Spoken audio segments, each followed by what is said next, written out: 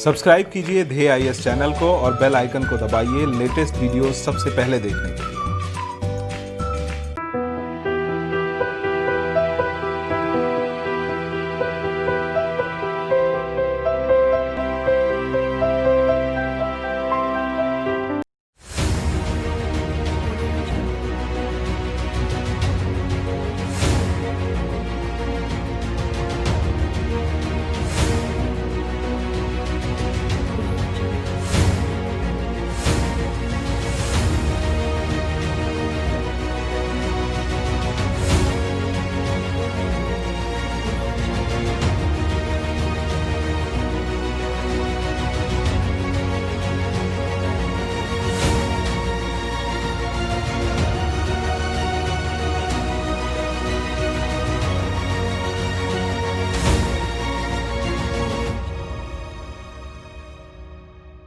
नमस्कार, मैं सुनील वर्मा ध्येय आईएएस टीम की ओर से आपका स्वागत करता हूं ध्येय टीवी पर। हम बात करेंगे डेली करंट अफेयर्स के अपने प्रोग्राम पर, जैसा कि हम प्रतिदिन करते आए हैं। आज के वीडियो में मैं 2 टॉपिक कवर कर रहा हूं। पहला टॉपिक है, मैं इसमें बात करूंगा प्ली बार्गेनिंग पर। देखेंगे आखिर ये प्ली बार्गेनिंग क्या है, यह बार्गेनिंग का कौन सा रूप है, इस समय चर्चा में क्यों बना हुआ है, इससे जुड़े हुए मुद्दे क्या हैं। वहीं जो दूसरी खबर है, मैं उसमें बात करूंगा पश्चिमी घाट की जैव विविधता पर। देखेंगे ऐसा क्या हुआ है जिससे पश्चिमी घाट की जैव विविधता फिर से चर्चा के केंद्र में आ गई है। आइए इन्हीं दोनों खबरों को एक एक करके विश्लेषित करते हैं। सबसे पहले हम बात करेंगे प्ली बार्गेनिंग। इसका थोड़ा सा बेसिक समझ लीजिए। टॉपिक काफी इंपॉर्टेंट है प्रारंभिक परीक्षा के पॉइंट ऑफ व्यू से। अगर आप देखें तो पॉलिटी और कॉन्स्टिट्यूशन के पॉइंट ऑफ व्यू से ये जो टॉपिक है आपके सिलेबस का भाग है। समाज को विधि सम्मत तरीके से चलाने के लिए कानून का निर्माण किया गया है और कानून कहता है कि विधि, नियमों, कानूनों का उल्लंघन करने वाले को सजा दी जाएगी। सजा इसलिए दी जाएगी जिससे समाज में अराजकता की कंडीशन क्रिएट ना हो जाए।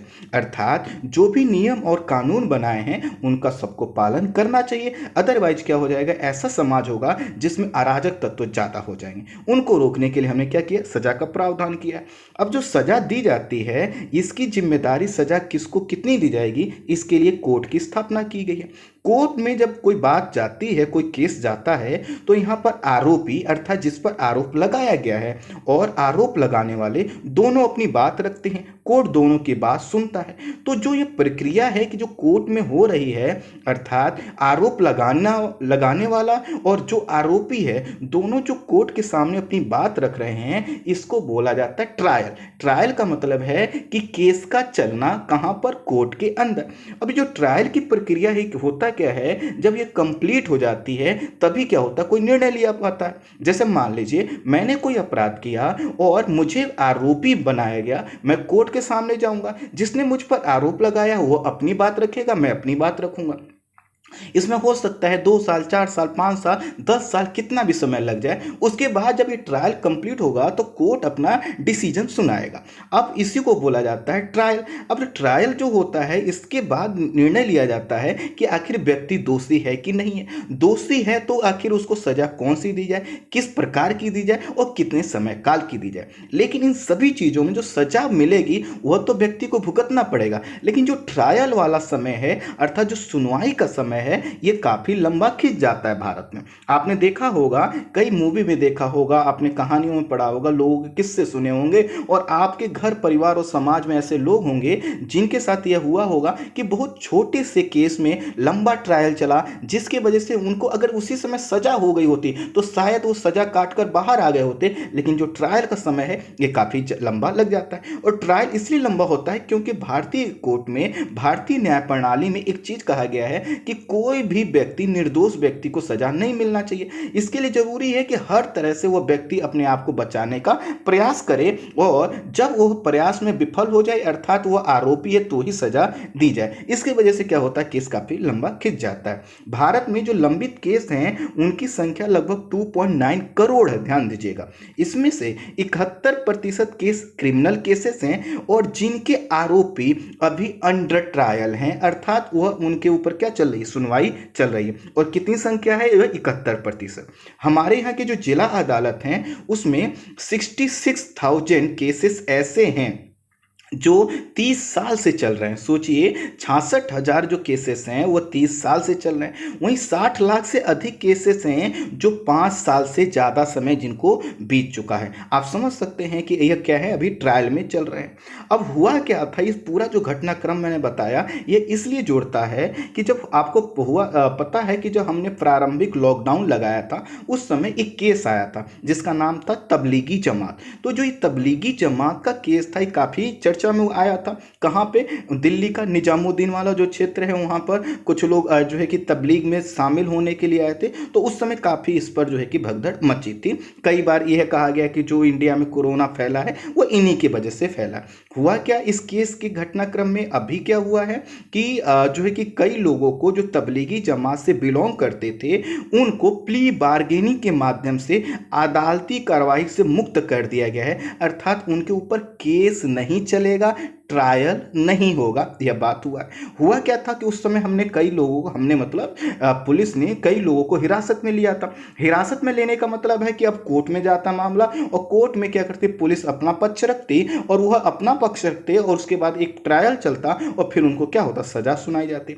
लेकिन इनको जो है कि क्या कर दिया है, जो कोर्ट की कार्रवाई से मुक्त कर दिया गया है, ट्रायल से मुक्त कर दिया गया है और इसको कहा गया है, एक शब्द यूज किया गया है, प्ली बार्गेनिंग के माध्यम से। प्रश्न आएगा ये क्या है, तो देखिए प्ली बार्गेनिंग एक समझौता है, एक एग्रीमेंट है जो आरोपी और आरोप लगाने वाले के बीच में होता है। जैसे कि मैं फिर से अपने ऊपर एग्जांपल लेता हूं कि मान लीजिए मैंने कोई अपराध किया और मैं जब अपराध मैंने कर लिया तो उस अपराध को मैंने किया है ये मैं जान रहा हूं, तो कोई व्यक्ति दूसरा, मान लीजिए आप हैं या कोई व्यक्ति है, मुझ पर आरोप लगाएगा तो उसके हिसाब से मैं आरोपी हूं। तो जब मैं आरोपी हूं और जो दूसरा व्यक्ति आरोप लगा रहा है, अगर हम लोग मिलकर आपस में कोई समझौता कर लें और कहें कि केस को हम क्या करते हैं, इस हिसाब से सेटल करते हैं, तो इसको क्या कहेंगे हम, जो है कि प्ली बार्गेनिंग। लेकिन ध्यान दीजिएगा, सिर्फ प्ली बार्गेनिंग में इतना नहीं है, ये तो होता ही है, आपने देखा होगा कोर्ट के बाहर समझौते होते हैं, पुलिस केस होता है, समझौते होते हैं। तो बस इतना ही नहीं है, मैं एक एक चरण बता रहा हूं। कुल मिलाकर क्या है, एक प्रकार का एग्रीमेंट है, समझौता है,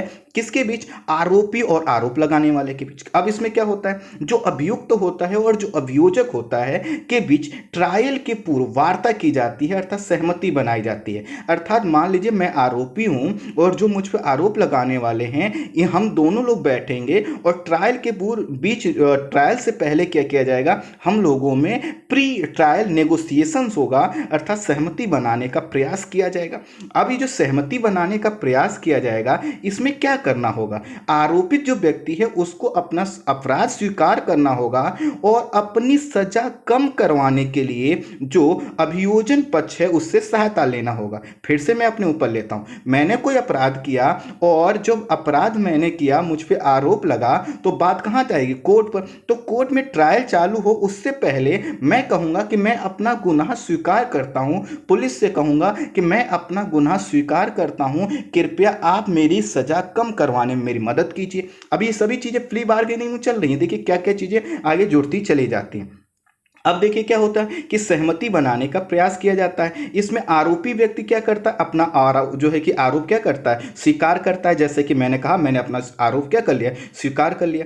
इस प्रक्रिया का प्रारंभ सिर्फ आरोपी द्वारा ही प्रारंभ किया जा सकता है और इसके लिए उसे आवेदन प्रस्तुत करना होता है। अर्थात अगर मैं आरोपी हूं तो सिर्फ मैं ही, ये मेरे पास ही अधिकार है कि मैं क्या करूं, एक आवेदन दूं कोर्ट को कि मैं क्या करना चाहता हूं, प्ली बार्गेनिंग करना चाहता हूं, मैं समझौता करना चाहता हूं। समझौता करने के लिए मैं मानता हूं कि मुझसे गलती हुई है, लेकिन अब मैं यह चाहता हूं कि यह ट्रायल ना चले, क्योंकि ट्रायल चलेगा तो काफी लंबा समय लगेगा। इसलिए जिसने मुझ पर आरोप लगाया है, मैं उससे कहता हूं कि भैया मैंने अपना अपराध स्वीकार कर लिया है और आप क्या करो, मेरी मदद करो मेरी सजा को कम करवाने के लिए, और ये लो मेरा आवेदन। आवेदन मतलब एप्लीकेशन। अब क्या होगा कि जब अगर मान लीजिए ये चीजें जब हो जाती हैं, आवेदन मैंने दे दिया, तो आवेदन देने के बाद क्या होता है कि अदालत दोनों पक्षों को सुनवाई के लिए नोटिस जारी करती है। एप्लीकेशन मैंने दिया, मैं आरोपी हूं, मैंने दिया, और किससे को मैंने कहा कि जो सामने वाला आरोप लगाने वाला व्यक्ति हो, पुलिस हो सकता है, कोई व्यक्ति हो सकता है, मैंने कहा कि मैं आपके साथ क्या करना चाहता हूं,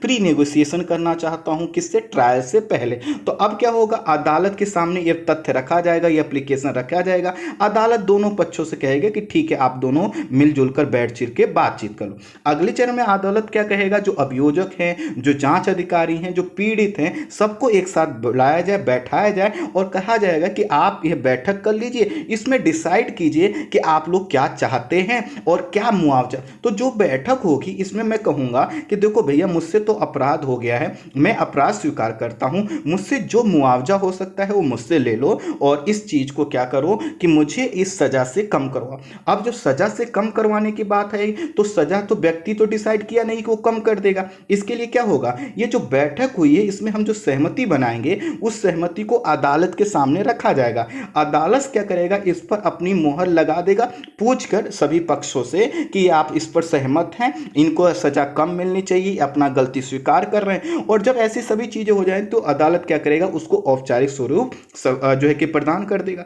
अब जब यह औपचारिक स्वरूप प्रदान कर देगा तो इससे फायदा क्या होता है, जो आरोपी है, जैसे कि मैं हूं, तो मेरी क्या होगी, सजा आधी हो सकती है। यदि मान लीजिए मैं कहूं कि किसी केस में मुझे जो है कि 6 माह की सजा होने वाली थी, उसमें लिखा है कि न्यूनतम 6 माह की सजा होगी, तो उसमें क्या हो सकता है कि मुझे 3 माह की सजा होगी, अर्थात अपराध क्या हो जाएगा, मेरा जो ड्यूरेशन है, समय काल है, वो आधा हो जाएगा। लेकिन यदि किसी निश्चित अवधि वाला अपराध नहीं है, अर्थात उसमें ये नहीं लिखा है कि आपको जो है कि इतना न्यूनतम होना ही है सजा, तो उसमें तो 1/4 मेरी सजा क्या हो जाएगी, कम हो जाएगी। मान लीजिए किसी अपराध में मुझे 3 महीने की सजा हो सकती थी नॉर्मल प्रोसीजर से, लेकिन मैं कहता हूं कि मैंने अपना अपराध स्वीकार कर लिया है, मैं गलती मानता हूं, मैं मुआवजा देने के लिए तैयार हूं, मैंने एप्लीकेशन दिया है, कोर्ट ने उसको एक्सेप्ट कर लिया, फिर कहेगा ठीक है, कोर्ट कहेगा ठीक है, आपने अपनी गलती मानी, आपको सुधरने का मौका हम देते हैं, और वो कहेगा कि ठीक है, हम आपके अपराध को 1/4 तक कम कर सकते हैं। यदि कम, जब क्या हो कि अपराध की जो अवधि हो निश्चित ना हो कि इतनी तो कम से कम न्यूनतम होनी है।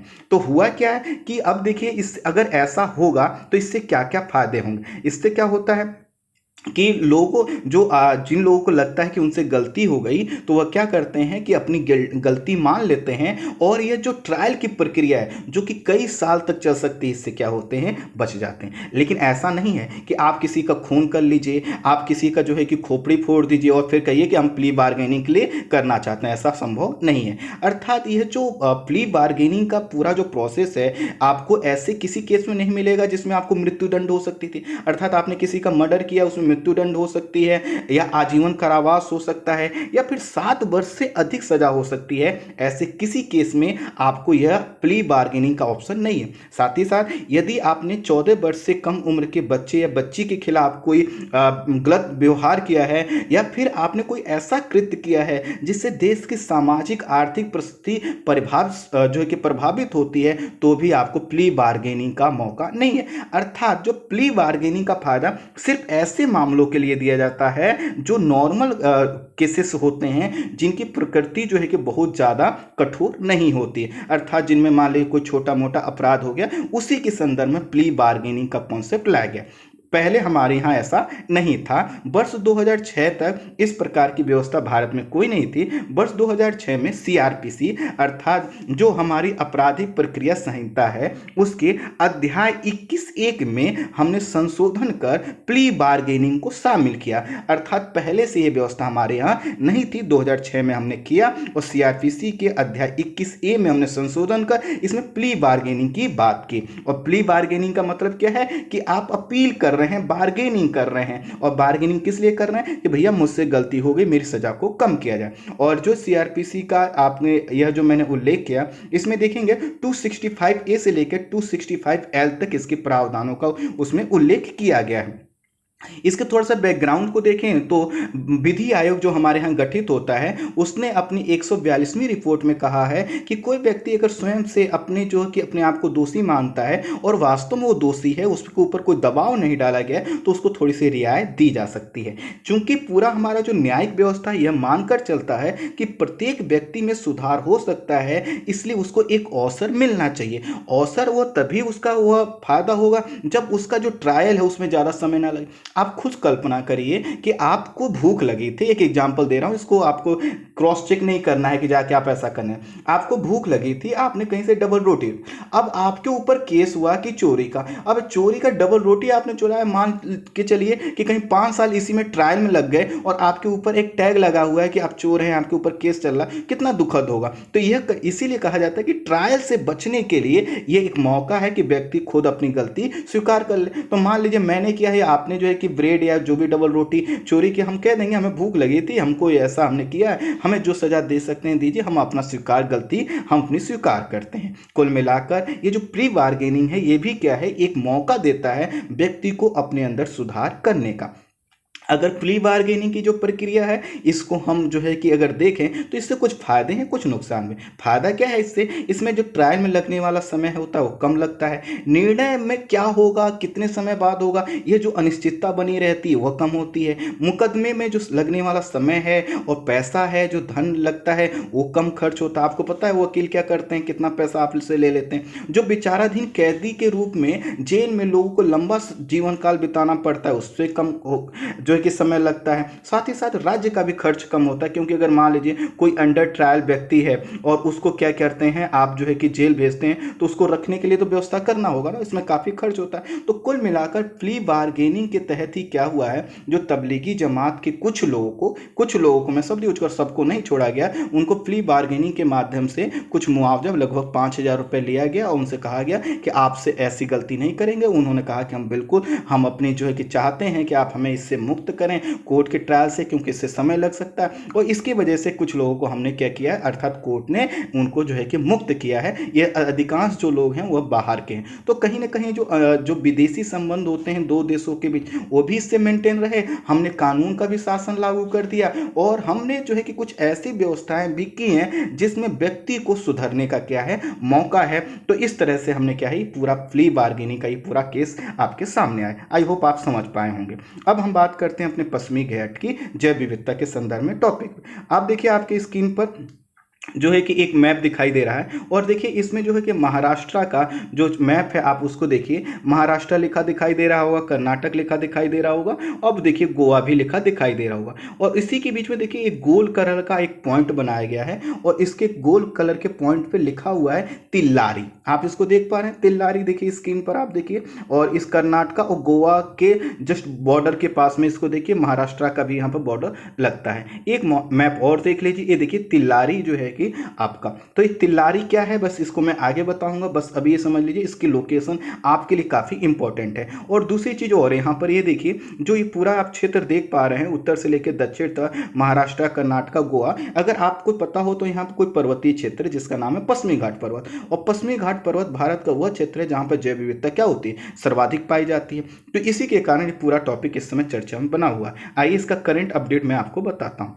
पश्चिमी घाट से जुड़े क्षेत्र अपनी जैव विविधता के लिए जाने जाते हैं और इसी के कारण दुनिया के जो सर्वाधिक जैव विविधता वाले जो हॉटस्पॉट हैं उनके रूप में जो है कि पश्चिमी घाट का उल्लेख होता है। गुजरात से लेकर कार्डमम की जो पहाड़ियां हैं, इलायची की जो पहाड़ियां हैं, वहां तक आपको पश्चिमी घाट पर्वत का विस्तार मिलेगा। और इस तरह से जो पश्चिमी घाट का पर्वत का क्षेत्र है वह क्षेत्र है जहां पर टेम्परेचर ज़्यादा है, जो है कि वहां पर मॉइस्चर ज़्यादा है, ह्यूमिडिटी ज़्यादा है, वर्षा ज़्यादा होती है, पर्याप्त होती है। इसकी वजह से यहाँ पे काफ़ी ज़्यादा वनस्पतियों का विकास हुआ है और उस पर निर्भर जीवों का भी विकास हुआ है। यही कारण है कि जैव विविधता ज़्यादा है। अब इस जैव विविधता को संरक्षित करने के लिए भारत सरकार और राज्य जो हमारी राज्य सरकारें हैं उन्होंने क्या किया है, कई प्रकार के प्रयास किए हैं। राष्ट्रीय पार्क बनाए हैं, बायोस्फीयर रिजर्व बनाए हैं, वाइल्ड लाइफ सेंचुरी बनाए हैं, कई तरह की चीज़ें बनाकर एक चैनल मेंटेन किया है जिसमें जीवों का जो आवास है वो कम से कम प्रभावित हो। हालांकि पश्चिमी घाट के बहुत से एरिया में जो है कि मानवीय अतिक्रमण काफ़ी ज़्यादा हुआ है। खैर, गोवा का जो उत्तरी भाग है वहाँ पर भी एक ऐसा ही जैव विविधता संपन्न क्षेत्र है जिसका नाम है महादेई वन्यजीव अभ्यारण्य। ध्यान दीजिएगा ये शब्द, क्या नाम है इसका, महादेई वन्यजीव अभ्यारण्य। तो ये जो महादेई वन्यजीव अभ्यारण्य क्षेत्र है यह लगभग 208 वर्ग किलोमीटर में फैला हुआ है और इसको कुछ समय पहले अंतर्राष्ट्रीय पक्षी क्षेत्र अर्थात इंटरनेशनल बर्ड एरिया घोषित किया गया था। इसको हम IBA अर्थात इंटरनेशनल बर्ड एरिया को शॉर्ट में IBA के नाम से भी जानते हैं। तो पूछा जा सकता है महादेई कहाँ पे है, मैंने आपको बता दिया, गोवा के नॉर्थ वाले भाग में इसका नाम है महादेई, 208 वर्ग किलोमीटर एरिया में है। यहाँ पर चूंकि बंगाल टाइगर की उपस्थिति है, इसी कारण इसको टाइगर रिजर्व बनाने का भी प्रस्ताव है, हो सकता है बहुत जल्दी आपको सूचना मिल जाए। इसी के समीप महाराष्ट्र के सिंधुदुर्ग जिले क्षेत्र में लगभग 30 वर्ग किलोमीटर क्षेत्र में तिलारी क्षेत्र है, जो मैंने आपको लोकेशन दिखाया। तो कहां पर है ये? महाराष्ट्र का सिंधुदुर्ग क्षेत्र में लगभग 30 वर्ग किलोमीटर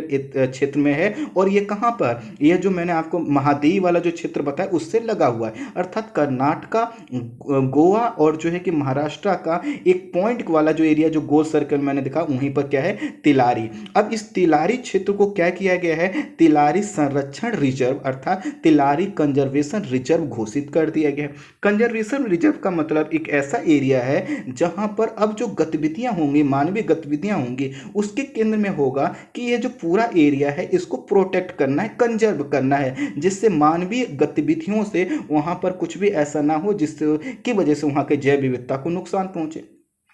अब ये जो तिलारी जो आपका कंजर्वेशन रिजर्व है, तिलासी संरक्षण रिजर्व वाला जो एरिया है, यह डोडा मार्ग वन क्षेत्र के अंतर्गत आता है। कहीं पे ये डोडा मार्ग है, कहीं पे ये डोडा मर्ग है, दोनों मैं बता दे रहा हूँ। तो ये डोडा मर्ग वन क्षेत्र जो मैंने आपको बताया ना कि ये जो महाराष्ट्र और कर्नाटका का पास वाला एरिया है, तो यहाँ के जो क्षेत्र हैं इनको डोडा वर्ग वन क्षेत्र के नाम से।